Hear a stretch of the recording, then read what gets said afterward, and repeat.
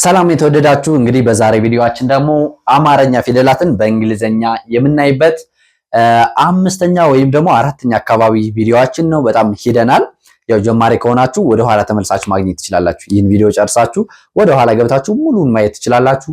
ይህን ብቻ አይደለም፣ በጣም በርካታ ወደ 500 አካባቢ በሚገርም ደረጃ ከ500 በላይ ቪዲዮዎች ስላሉ እዚህ ቻናል ላይ ገብታችሁ ቪዲዮ ላይ እስከሚበቃችሁ የጀማሪ ተማሪዎች የሚሆኑ አማርኛም ሆነ እንግሊዘኛ በጣም በርካታ ቪዲዮዎች ተሰርተዋል። እነሱን ማየት ትችላላችሁ ማለት ነው።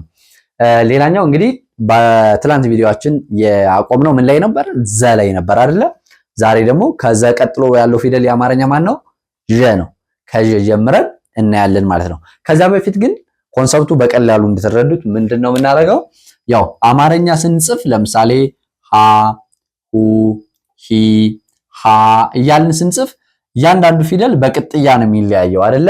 ወደ እንግሊዘኛ ስናመጣው ደግሞ አናባቢዎችን ነው የምንጠቀመው። እነ ኤን፣ እነ ዩን፣ እነ አይን፣ እነ ኦን እና እነ ዩን ማለት ነው። እነዚህን ነው የምንጠቀመውና በቀላሉ መያዝ ትችላላችሁ ማለት ነው። ለምሳሌ የዛሬ ዠ ነው አይደለ? ዠን እጽፈዋለሁ እዚህ ላይ ዠ፣ ዡ፣ ዢ፣ ዣ፣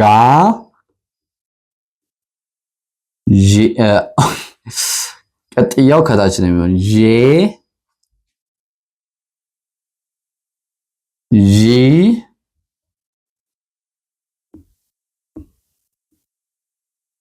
ረዘም ትላለች ዦ እንላለን ማለት ነው። ይህን ወደ እንግሊዘኛ ስንመልሰው ዠ ለማለት ዜድ ኤች ነው። ኤች ኢ፣ ዜድ ኤች ዩ፣ ዜድ ኤች አይ፣ ዜድ ኤች ኤ፣ ዜድ ኤች አይ ኢ፣ ዜድ እና ኤች ብቻ ከዛ ዜድ ኤች ኦ እንጠቀማለን ማለት ነው። ስለዚህ ትንሽ የዠ ብዙ ነው እንትኑ ሶስት እንደ ሸ እንደኘ ያው ሁለት ተነባቢ ስለሚወስድ ማለት ነው።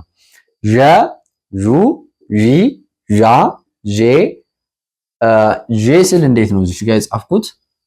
ዜድ ለማለት ነው። እሺ ዜድ፣ ጄ፣ ዢ፣ ዦ እንላለን ማለት ነው።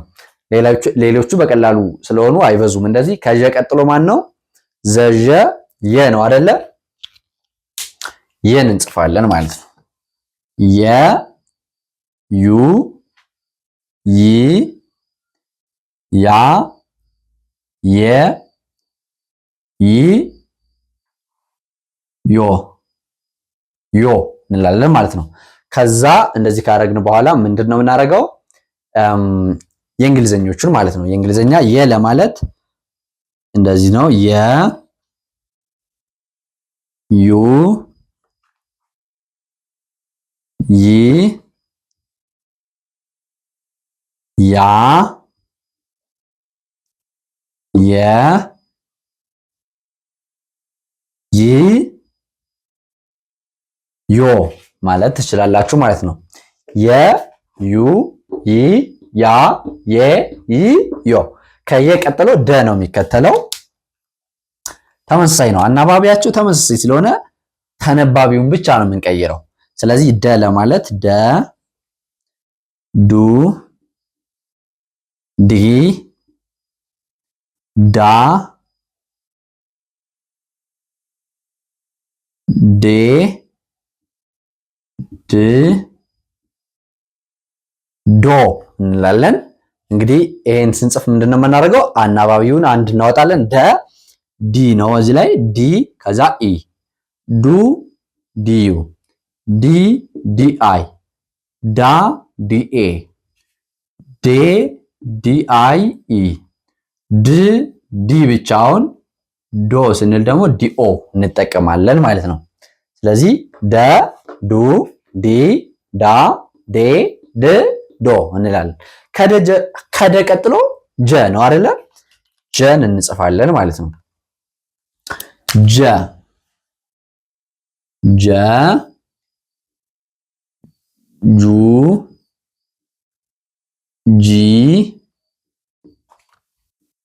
ጃ፣ ጄ፣ ጂ፣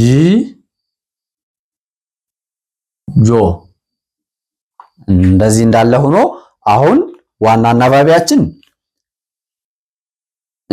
ጀ ነው። ጀኢ ጀ እንለዋለን። ጀዩ ጁ፣ ጀአይ ጂ፣ ጀኤ ጃ፣ ጀአይኢ ጄ፣ ጄ ብቻውን ጂ፣ ጀኦ ጆ እንለዋለን ማለት ነው። ጀ ጁ ጂ ጃ ጄ ጂ ጆ። ኦኬ ከጀ ቀጥሎ ገ ነው የሚኖረው። ገ ነው የሚከተለው። ገ ጉ ጊ ጋ ጋ አጠር ትላለች። ጋ ጌ ግ ጎ እንደዚህ ነው የምንጽፈው ማለት ነው። ከዛ ጅን እንጽፋለን። ገ ስንል ገ ጂኢ ነው። ገ ጂዩ ጉ ጂ አይ ጊ ጂ ኤ ጋ ጂ አይ ኢ ጌ ጂ ብቻውን ግ ጂኦ ጎ ይሆናል ማለት ነው። ስለዚህ በዚህ መሰረት ማየት መረዳትና መጻፍ ማወቅ አለባችሁ ማለት ነው። እንግዲህ አናባቢዎችን ካስተዋላችሁ የመጀመሪያ ፊደሎች ኢን ነው የሚወስዱት፣ የሁለተኛ ፊደሎች ዩን ነው የሚወስዱት። ከኮንሶናንቱ እንዳለ ሆኖ ማለት ነው። ዩን ይወስዳሉ። የሶስተኛም አይ፣ የአራተኛ ኤ፣ የአምስተኛ አይ ኢ፣ የስድስተኛ አይወስዱም፣ የሰባተኛ ኦን ይወስዳሉ ማለት ነው። ስለዚህ በቀላሉ ኢን ኮንሰፕት ማያዝ ትችላላችሁ። ፕራክቲካሊ ደግሞ በአካል ደግሞ ልምምድ እናድርግ። ማለትም የሰዎችን ስም እና ቃላቶችን እየመሰረትን ማለት ነው። ለምሳሌ ምን ማለት ትችላላችሁ? ደረጀ የሚል ቃል ብጽፍ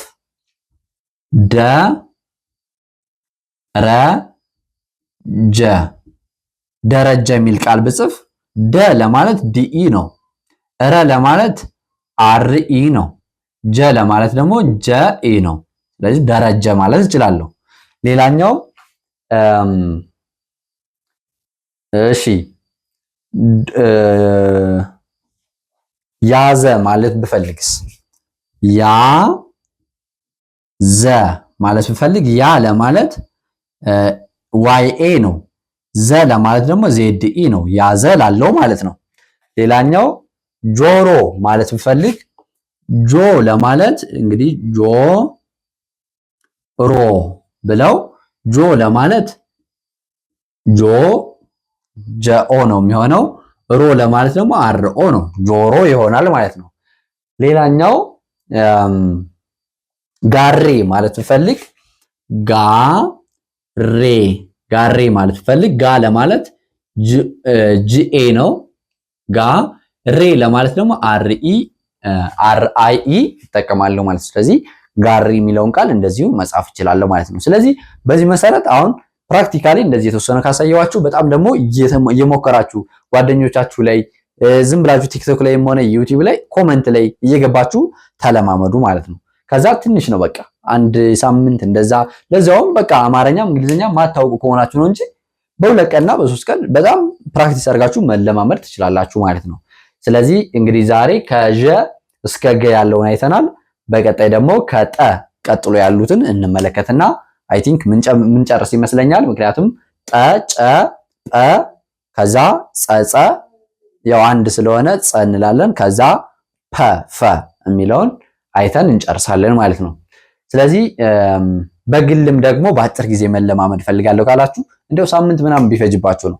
ተጨማሪ ትምህርቶች መሰረታዊ የሆኑ የአማርኛ የሂሳብ ምናምን ካልፈለጋችሁ ይህኛውን ብቻ ለመልመድ ሳምንት ምናምን 2 ሳምንት በቂ ነው።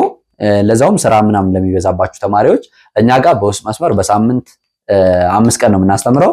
በቀን ደግሞ 1 ሰዓት ማለት ነው። እሱ ጊዜ ካላችሁ በዙም በሚት በቴሌግራም በዋትስአፕ በኢሞ ምናምን በሱ ላይ ተገናኝተን ማጥናት ትችላላችሁ። በአጭር ጊዜ ውጤታማ እንድትሆኑ መጻፍና ማንበብ እንድትችሉ ፈጣኖች እንድትሆኑ እናግዛችኋለን ማለት ነው። ያው እኛንም ለማግኘት ስልካችን መጠቀም ትችላላችሁ። በቀላሉ ደግሞ ከስር ሊንክ ስላለ ሊንኩን ንኩት። ቀጥታ ቴሌግራም ላይም ሆነ ኢሞ ላይ ዋትስአፕ ላይ በምርጫችሁ ያመጣችኋል። እዚያ ላይ ቮይስ አስቀምጡልና እዚያ ላይ መልሰንላችሁ እዚያ ላይ ማውራት እንችላለን ማለት ነው። እንግዲህ ይህን ካልኳችሁ ለዛሬ የነበረን ቆይታ ይህን ይመስላል። በነገ እስከምንገናኝ የነገ ሰው ይበለን። ትምህርታችሁን ይግለጽላችሁ ምኞቴ ነው። ሰላም፣ ፍቅር፣ ጤና ለሀገራችን። ይህ የእናንተው ምርጥ ፋኖስ ኢትዮጵያ ነው።